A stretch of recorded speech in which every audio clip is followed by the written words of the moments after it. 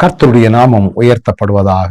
கிறிஸ்துவுக்குள் அன்பானவர்களே, இந்த நாளிலும் ஆரோக்கிய வார்த்தை ஒன்றை நாம் கேட்போம். ஏசாயா 44:3 இப்படி சொல்லுகிறது: தாகமுள்ளவன் மேல் தண்ணீரையும் வறண்ட நிலத்தின் மேல் ஆறுகளையும் ஊற்றுவேன்.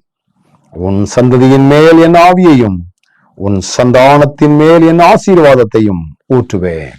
ஆண்டவர் நம்மை ஆசீர்வதிக்கிற ஒரு ஆசீர்வாதம் இது. தாகமுள்ளவன் மேல் தண்ணீரையும். நிறைய நேரம் நமக்கு தாகம் எடுக்கும். உப்பு தின்னவன் தண்ணி குடிப்பான் அப்படின்னு ஒரு பழமொழி உண்டு. எங்க அதிகமாக உப்பு போட்டு சாப்பிட்டோம்னா தண்ணி தாகம் எடுத்துக்கிட்டே இருக்குமோ. தாகம் எடுக்கிறவன் தண்ணியை குடிப்பான். சரிதானா? இங்கே ஆண்டவர் சொல்கிறார், தாகம் என்பது அவர் மேல் விருப்பமாய் இருக்கிறவர்கள் மேல் ஆண்டவர் தண்ணீரை தரக்கூடியவராய், வறண்ட நிலத்தின் மேல் ஆறுகளை ஊற்றுவேன். வறண்ட நிலம் இனி பலனே தராது, இது செழிப்பாவதற்கு வாய்ப்பே இல்லை, அங்கேயும் ஒரு செழிப்பை கட்டளையிடுவேன். அது கடைசியில் அவர் சொல்றாரு, உன் சந்ததியின் மேல் என் ஆவியையும் உன் சந்தானத்தின் மேல் என் ஆசீர்வாதத்தையும் ஊற்றுவேன். இப்படி ஆசீர்வாதங்களை தரக்கூடிய ஆண்டவர் எனக்கு இருக்கிறார். வரக்கூடிய ஒரு வார்த்தை முக்கியம். உன் சந்ததி மேல் என் ஆவி, தேவாவியானவர் ஊற்றப்படுகிறார்.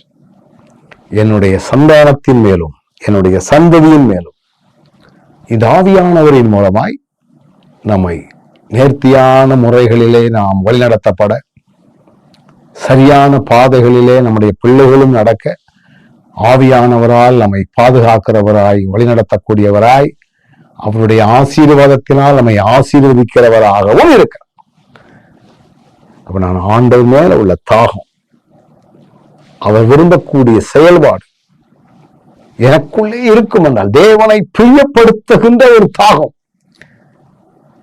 தேவனுடைய விருப்பத்தை நிறைவேற்றுவதற்கு நான் என்ன செய்யணுங்கிற ஒரு தாகம் நமக்குள்ள இருந்துச்சுன்னா, நம்முடைய வாழ்க்கையில அவர் செய்யக்கூடிய காரியம் மிகப்பெரியது.